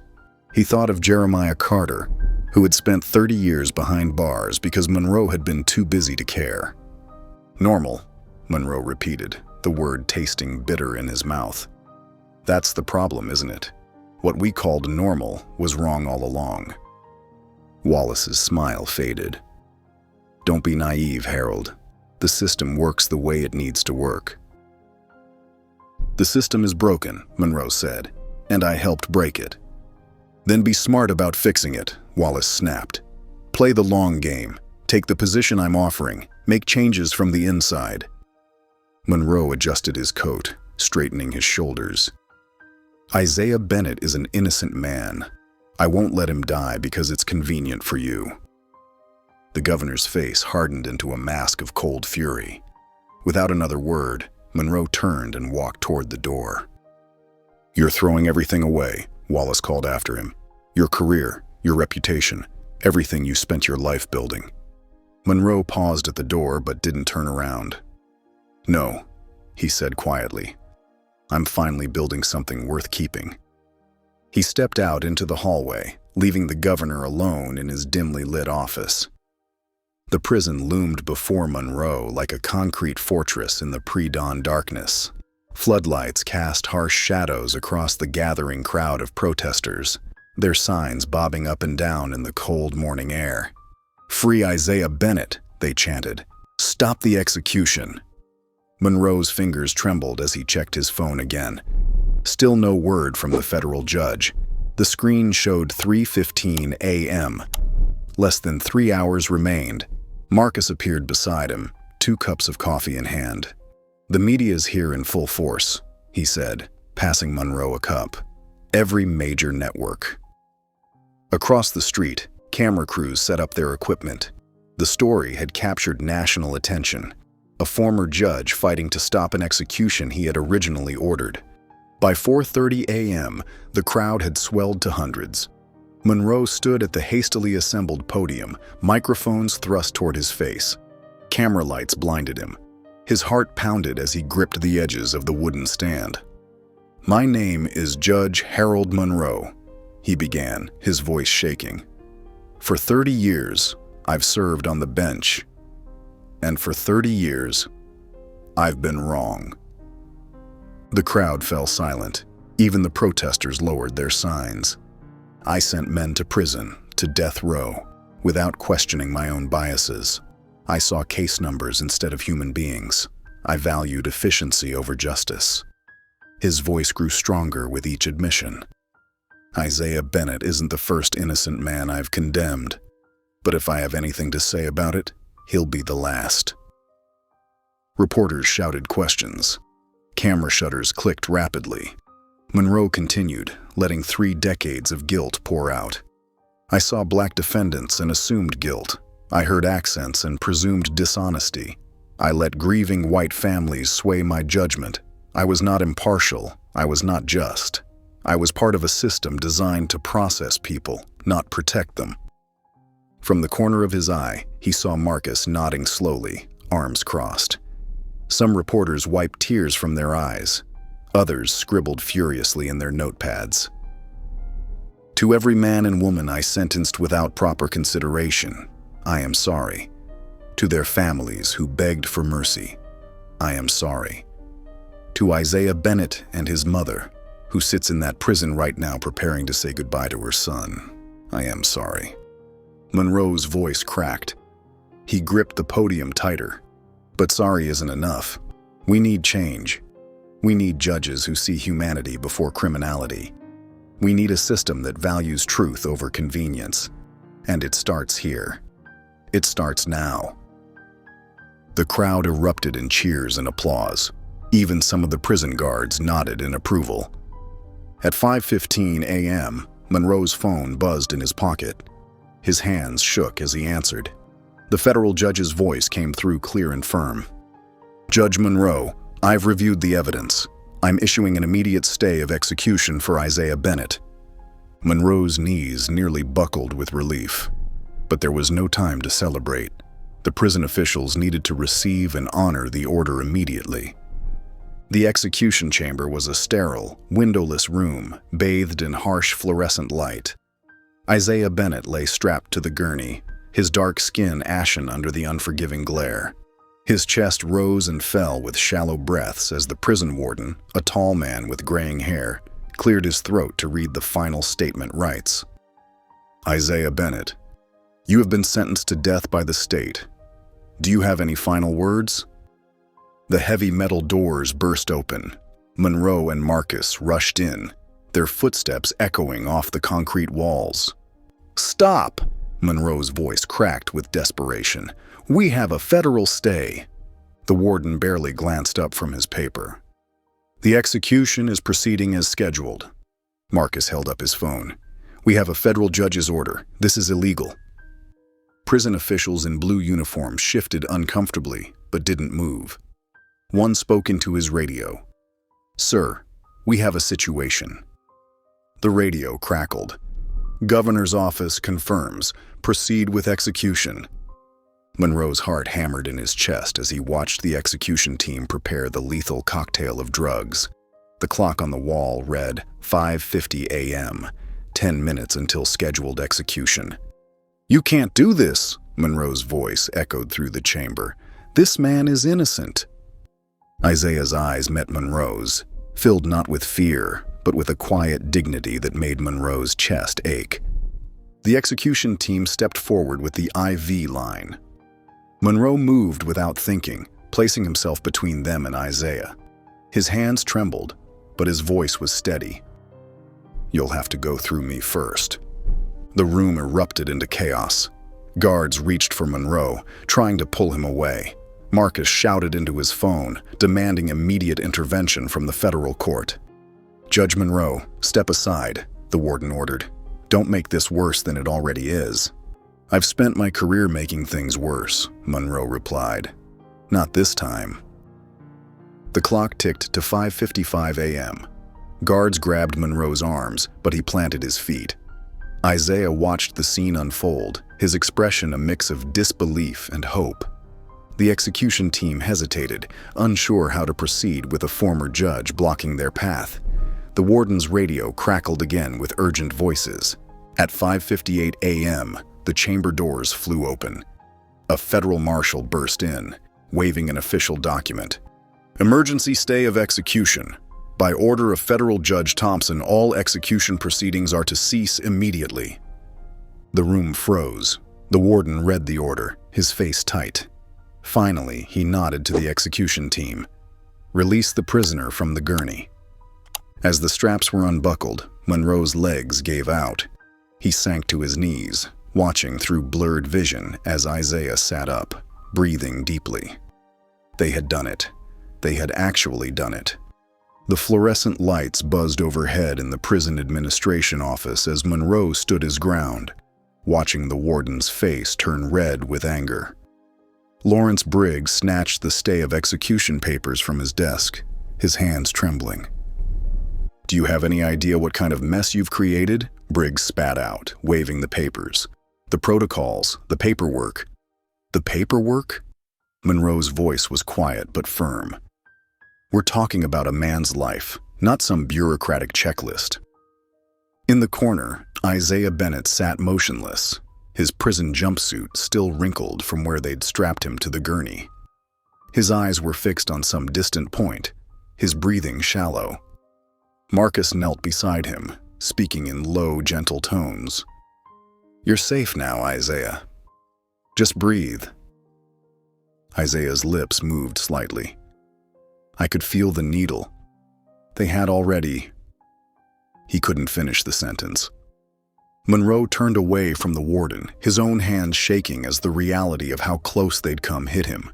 15 more seconds, and Isaiah would have been dead. Another innocent man executed under his watch. By 8 o'clock, the federal courthouse was packed. Reporters lined the hallways, and protesters gathered outside with signs demanding justice. Inside the courtroom, Monroe sat beside Marcus, watching Isaiah's lawyer, Renee Marshall, present the new evidence. "The DNA evidence is conclusive," Marshall argued, her voice strong and clear. "Raymond Fields' DNA was found on the murder weapon, not a partial match, a complete match." She displayed the lab results on a large screen. Fields is a convicted felon with a history of similar crimes. He was in the area that night, and most importantly, he's still free while an innocent man sat on death row. The state's attorney, James Peterson, jumped to his feet. "Your Honor, this evidence wasn't available during the original trial. The proper procedures..." "Procedures?" Marshall cut in. "Like the procedures that nearly killed an innocent man this morning." The judge, Eleanor Rivera, raised her hand for silence. Her eyes moved from the evidence to Isaiah, who sat straight-backed in his chair, still wearing his prison clothes. "Mr. Bennett," she said softly, "how long have you maintained your innocence?" Isaiah's voice was rough but steady.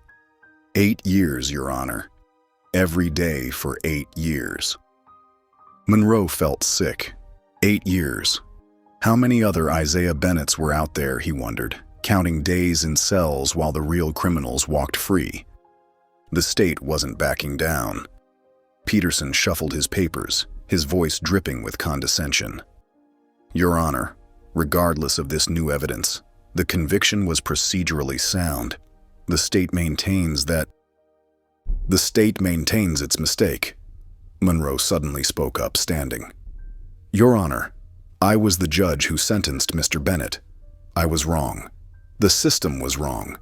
And continuing to defend that wrong makes us all complicit." A murmur ran through the courtroom. Judge Rivera studied Monroe for a long moment before turning back to the lawyers. "I'll review all evidence and testimony. We'll reconvene in 48 hours. As the bailiff led Isaiah back to his cell, Monroe caught his eye. The young man's face showed no anger, no bitterness, just exhaustion and a flicker of hope he seemed afraid to fully embrace. Marcus touched Monroe's shoulder. "You did good in there." "Did I?" Monroe watched Isaiah disappear through the courtroom doors. "He's still in chains, still behind bars. But he's alive," Marcus reminded him, "and for the first time, he has a real chance at justice." They walked out of the courthouse into the bright morning sun. Reporters shouted questions, cameras flashed, but Monroe barely noticed them. His mind was on Isaiah, back in his cell, waiting for justice that should have been his all along. 48 hours. 2 more days of waiting. Monroe straightened his tie, squared his shoulders, and headed for his car. The fight wasn't over yet. Monroe's footsteps echoed through his empty house as he entered the living room. Everything looked exactly as he'd left it days ago. Linda's favorite throw blanket still draped over the armchair. David's law school graduation photo still sitting on the mantel. But the silence made it all feel different. Hollow somehow. He sank into his leather recliner, the one Linda always said was too big for the room, and clicked on the TV. Every channel seemed to be covering Isaiah's case. Reporters stood outside the courthouse, the prison, even his own house, dissecting every detail of what they called the Bennett controversy. In a shocking turn of events, one reporter announced, former Judge Harold Monroe's intervention has sparked nationwide debate about judicial bias in death penalty cases. Protesters continue to gather outside state offices. Monroe rubbed his tired eyes. The words "former judge" still stung, but not as much as they had a few days ago. His phone lay silent on the coffee table. No calls from Linda, no messages from his old colleagues. The isolation felt both crushing and strangely freeing. The sudden knock at the door startled him. When he opened it, David stood there, jaw clenched, looking so much like Monroe himself at that age, it was almost painful. His son's normally neat appearance was slightly disheveled, his tie loose around his neck. "I don't understand you, Dad. Not anymore." David's voice carried the weight of disappointment Monroe had always feared hearing from his son. Monroe stepped aside, letting David enter. His son remained standing, arms crossed tightly across his chest, as if physically holding himself together. "You destroyed everything," David continued, his voice rising slightly. "Your career, our family's name. And for what?" His eyes searched Monroe's face for answers. Monroe took a slow breath, choosing his words carefully. "For the first time in my life, I did something that mattered." The truth of those words settled in his chest, solid and real. David paced the living room, stopping at his graduation photo. "Do you know what they're saying at the firm? That I'm the son of a disgrace. That my own father turned his back on everything he taught me about the law." "Maybe what I taught you was wrong," Monroe said quietly. David turned sharply. "Wrong? You taught me about order, about justice." "I taught you about a system that nearly killed an innocent man today," Monroe interrupted. "A system I was part of, that I helped maintain." They stood in heavy silence, father and son on opposite sides of a divide neither had expected to face. The TV continued its coverage in the background, showing footage of Isaiah being led back to his cell after the near execution. David moved toward the door, then paused, his hand on the doorknob. His shoulders dropped slightly. "If Isaiah gets out, let me know." Monroe caught the slight shift in his son's expression, a flicker of something that looked almost like understanding. As the door closed behind David, Monroe felt a glimmer of hope pierce through his exhaustion. The morning sun cast long shadows across the courthouse steps as Monroe and Marcus stood side by side, their breath visible in the crisp morning air. Reporters crowded the entrance, their cameras clicking incessantly. Monroe tugged at his tie, a nervous habit he'd developed over the past week. "You ready for this?" Marcus asked, his voice steady. Monroe nodded, though his hands were trembling. "As ready as I'll ever be." Inside, the courtroom buzzed with tension. Every seat was filled. National media outlets, local reporters, civil rights activists, and curious onlookers packed the gallery. Isaiah sat at the defense table, his mother clutching his hand. His face remained composed, but Monroe could see the slight tremor in his shoulders. At precisely 9 a.m., the federal judge entered. Everyone rose, the rustle of clothing and squeaking chairs filling the air. Judge William Patterson, a man Monroe had known for 20 years but never truly understood until now, adjusted his glasses and cleared his throat. "Be seated," he commanded. The room fell into absolute silence. Judge Patterson began reading from his prepared statement. "This court has carefully reviewed all evidence presented in the case of Isaiah Bennett. The DNA evidence clearly excludes Mr. Bennett as the perpetrator. Furthermore, the procedural irregularities and questionable handling of evidence in the original trial cannot be ignored." Monroe felt his heart pounding. Isaiah's mother squeezed her son's hand tighter. "Therefore," the judge continued, his voice firm and clear, "this court finds that Mr. Isaiah Bennett was wrongfully convicted and orders his immediate release." The courtroom erupted. Isaiah's mother collapsed into sobs, wrapping her arms around her son. Reporters jumped to their feet, shouting questions. Cameras flashed like strobe lights. Through it all, Isaiah remained still, as if afraid to believe it was real. The state prosecutor stood up, his face red with anger, but whatever objection he planned to make was drowned out by the commotion. Marcus placed a steady hand on Monroe's shoulder, and for the first time in weeks, Monroe felt like he could breathe properly. By 10:30 a.m., they had moved outside. The morning sun now blazed bright overhead as Isaiah walked down the courthouse steps, free for the first time in years. His mother hadn't let go of his arm, as if afraid he might disappear. Reporters swarmed around them, microphones thrust forward, questions overlapping. Monroe stood back, watching. Isaiah paused at the bottom of the steps, turning to look at him. Their eyes met across the crowd, and in that moment, Monroe understood that while Isaiah was free, there were countless others still waiting for justice. The weight of that knowledge pressed heavy on his shoulders as he watched Isaiah take his first steps as a free man. Monroe sat at his kitchen table, the evening light casting long shadows across the empty room. His coffee had gone cold, but he kept his hands wrapped around the mug, seeking comfort in its familiar shape. The house felt different now, bigger, emptier, more honest somehow. The fancy law books that once lined his shelves seemed to mock him from across the room. His phone buzzed against the wooden table, Marcus Avery's name lighting up the screen. Monroe's heart skipped a beat. After everything they'd been through, seeing that name still brought a mix of shame and respect. "You did it, Judge," Marcus said, his voice warm but tired. Monroe ran his finger along the rim of his coffee mug. "We did." The words came easier now, the admission of needing help no longer feeling like weakness. "So what now?" Marcus asked after a long pause. Monroe looked around his kitchen, at the empty chair where Linda used to sit, at the family photos that felt like they belonged to someone else's life. The silence pressed in around him, but it wasn't suffocating anymore. It felt like space to think, to breathe, to choose.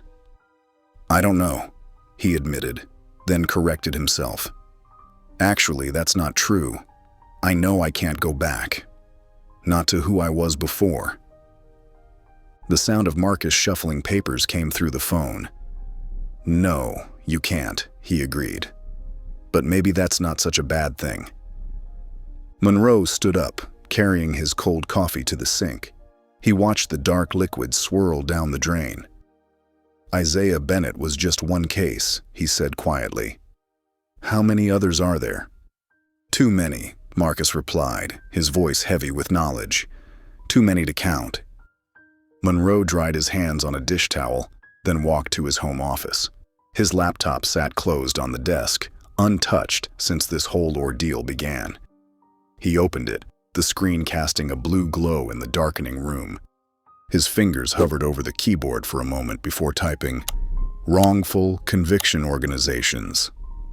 The search results filled his screen, dozens of groups fighting the same battle he'd just discovered. Some had been doing this work for decades while he'd been on the other side, slamming down his gavel without a second thought. Monroe clicked through the websites, reading about exonerations, about lives restored, about justice delayed, but finally served. Each story felt like another weight on his conscience, but also like a path forward. His cursor moved to the Contact Us button on one of the sites. He paused, thinking about everything he'd lost, his career, his reputation, maybe even his family. But for the first time in his life, those losses didn't feel like an ending. They felt like a beginning. He looked at the time. 10 p.m. Late, but not too late. Never too late to start doing what's right. The afternoon sun streamed through the coffee shop's large windows, casting warm patches of light across the worn wooden tables. Monroe sat in a quiet corner booth, his fingers drumming nervously against his coffee cup. His heart skipped when he saw David push through the glass door, his son's tall frame casting a brief shadow across the cafe floor. David approached slowly, his expression guarded but softer than their last encounter. He slid into the booth opposite his father, ordering a black coffee when the waitress passed by. "You look tired," David said, breaking the awkward silence. Monroe managed a weak smile. "Haven't been sleeping much lately." They sat in uncomfortable quiet until David's coffee arrived. The rich aroma filled the space between them as David added a splash of cream, stirring it methodically. "I saw the news coverage," David said, his eyes fixed on his cup. "They're calling you a hero now. Quite a change from last week." Monroe shook his head. "I'm not a hero. I just finally did what was right." David looked up, his brow furrowed. "I still don't know how to feel about everything you did." His voice carried a mix of confusion and lingering hurt. "You threw away everything you worked for, everything you taught me to respect." Monroe let out a heavy sigh, his shoulders sagging slightly. "I don't expect you to forgive me, but I hope you can understand why I did it." David continued stirring his coffee, though it was already well mixed. His next words came slowly, carefully chosen. "You let go of everything for a man you didn't even know." "Because I should have done it a long time ago," Monroe replied, his voice steady despite the emotion behind it. "I spent years believing I was serving justice, but I was just processing cases, like they were paperwork instead of people's lives." David's expression softened slightly. "Mom says you're different now. She's still angry, but she says you seem more human." Monroe felt a slight ache in his chest at the mention of his wife. "I was so focused on being the perfect judge, I forgot how to be a decent human being, a decent father." The cafe bustled around them, the hiss of the espresso machine, the quiet chatter of other patrons, the clink of cups against saucers. But in their booth, time seemed to slow down as father and son sat with these hard truths between them. David finally looked directly at his father, really seeing him perhaps for the first time in years. The proud, inflexible man who had dominated his childhood was gone. In his place sat someone both stronger and more vulnerable. "Maybe we can talk again sometime," David said quietly. Monroe felt a small smile touch his lips. "I'd like that." The morning light filtered through the windows of the National Justice Project's office, casting long shadows across the worn carpet and filing cabinets stuffed with case documents. Monroe stood in the doorway, his polished shoes and crisp suit a stark contrast to the casual atmosphere around him. Young lawyers in rolled-up sleeves huddled over desks, their faces intense as they pored over thick files. Renee Marshall approached, her blazer slightly wrinkled from what had likely been a long morning. "Didn't expect to see you here, Judge," she said, her tone carrying a mix of surprise and curiosity. Monroe shifted uncomfortably, still adjusting to being on this side of the justice system. "Neither did I," he admitted, his eyes taking in the cramped space filled with determination and hope. The office buzzed with energy, phones ringing, keyboards clicking, and earnest discussions about evidence and appeals floating through the air. Monroe followed Renee through a maze of desks to a small corner office where Paul Martinez waited. Paul stood to greet them, his weathered face showing the strain of decades fighting uphill battles. His desk was buried under stacks of papers, each one representing someone's last chance at freedom. "Judge Monroe," he said, gesturing to a chair. "Please sit." Monroe lowered himself into the chair, feeling out of place. The silence stretched between them until he finally spoke. "I don't know what I can do here. I was on the other side for too long." His voice carried the weight of guilt and uncertainty. Paul's face broke into a knowing smirk. "That's exactly why we need you." He reached into his desk drawer and pulled out a thick manila folder. "You know how the system works from the inside. You know the shortcuts, the assumptions, the biases, because you lived them." Monroe watched as Paul placed the file on the desk between them. "Another death row case," Paul explained. "Man's been there for 15 years. Trial lasted 3 days. Sound familiar?" Monroe's throat tightened as he remembered how many times he'd rushed through similar cases, never questioning, never doubting. With slightly trembling hands, he reached for the file. The weight of it felt different now. Not just paper and ink, but a life hanging in the balance. He took a deep breath and opened the folder, beginning a new chapter in his legal career. This time, instead of rushing to judgment, he would take his time. Instead of looking for guilt, he would search for truth. At noon, Monroe stepped out of the office building into the bright sunlight. The file felt heavy in his hands, but for the first time since Isaiah's case, he felt light. He wasn't sentencing a man today. He was trying to save one. The marble halls of the Washington, D.C. courthouse felt different to Monroe now. His footsteps echoed as he made his way to courtroom 4, no longer wearing his black robes, no longer commanding attention. Just another observer in a gray suit, sliding into the back row of wooden benches. The young defense attorney, Sarah Chen, stood before Judge William Matthews, her shoulders squared despite her obvious exhaustion. Her client, Michael Torres, sat quietly at the defense table, his hands folded in his lap. The scene was painfully familiar to Monroe. He had presided over hundreds of cases just like this one. "Your Honor," Chen argued, her voice steady, "the DNA evidence is inconclusive. The prosecution's timeline doesn't match witness statements. We need more time to—" Judge Matthews cut her off with a wave of his hand. "Ms. Chen, we've been through this. The court's schedule cannot accommodate endless delays." Monroe's stomach tightened. How many times had he said those exact words? How many times had he dismissed crucial evidence because it didn't fit his predetermined timeline? The morning dragged on, and Monroe watched as history repeated itself. Judge Matthews barely looked up from his papers as Chen presented a motion to suppress a coerced confession. The judge's pen scratched across the paper, signing a denial before Chen had even finished speaking. Monroe's hands balled into fists. He remembered Isaiah Bennett, remembered the evidence he had ignored, the appeals he had dismissed. He saw himself in Matthews, the same rigid posture, the same dismissive tone, the same unwavering certainty that justice meant efficiency. The prosecution presented their case with practiced ease, throwing around phrases like public safety and swift justice. Monroe recognized the tactics. He had welcomed them in his own courtroom. Now they made his skin crawl. When Judge Matthews denied another crucial motion without even reading through the supporting documents, Monroe had to stop himself from standing up in protest. This wasn't justice. This was assembly line conviction, the same broken system he had served for decades. As the morning session drew to a close, Monroe watched Michael Torres being led away in handcuffs. The young man's eyes were wide with fear, the same fear Monroe had ignored countless times before.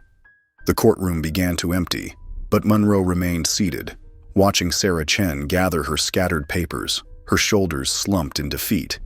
He thought of Marcus, of Isaiah, of all the lives he had affected with his rushed judgments.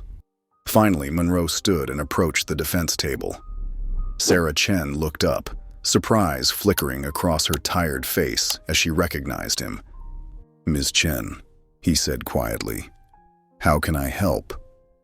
The setting sun painted the city skyline in shades of orange and gold as Harold Monroe sat alone on the weathered park bench. His shoulders slumped slightly, the weight of recent events still heavy on his mind. The crisp evening air carried the distant sounds of traffic and city life, but up here, everything felt peaceful and removed. The sound of approaching footsteps made him turn. Marcus Avery walked toward him with his usual measured stride, his suit jacket draped over one arm. Monroe couldn't help but notice how different things felt now. No tension, no anger, just two men who had traveled an unexpected path together. "Came to gloat?" Monroe asked, a hint of a smile playing at his lips. Marcus chuckled, settling onto the bench beside him. "Not today." His voice was warm, lacking the sharp edge it had carried during the trial. They sat in comfortable silence, watching the sun sink lower behind the city buildings. The moment felt right, two former adversaries finding common ground in the quiet of evening. Finally, Marcus turned slightly toward Monroe. "So, was it worth it?" Monroe took a deep breath, his eyes fixed on the horizon. "I lost everything I spent my whole life building." He paused, running his hand over his face. "My reputation, my career, my family's respect, all of it gone." Another pause, then his voice grew stronger. "But I saved one life, and maybe I'll save more." Marcus nodded slowly, understanding in his eyes. That's the thing about justice. It's never too late to start doing the right thing. Monroe felt something settle in his chest. Not quite peace, but something close to it. The crushing guilt of the past weeks had transformed into something else. Purpose. The city lights began twinkling on one by one as dusk deepened around them. Marcus stood, straightening his tie, but before he turned to leave, he looked down at Monroe with a knowing expression. "You finally see it now, don't you?" Monroe lifted his eyes to meet Marcus's gaze. A small, genuine smile crossed his face, the first real one in weeks. "Yeah, I do." They both knew what he meant. He saw the system's flaws, the lives affected, the weight of every decision. But more than that, he saw his path forward, not as a judge dealing out sentences, but as someone fighting to right the wrongs he'd helped create. Marcus nodded one final time and walked away. Monroe watched him go, then stood himself. He took one last look at the courthouse in the distance, the building where he'd once wielded so much power. Then he turned and walked in the opposite direction, his steps steady and purposeful, ready to begin his new fight for justice. If you enjoyed the story of Marcus, I handpicked this next story that you will enjoy. Please don't miss this one. Click here to watch it.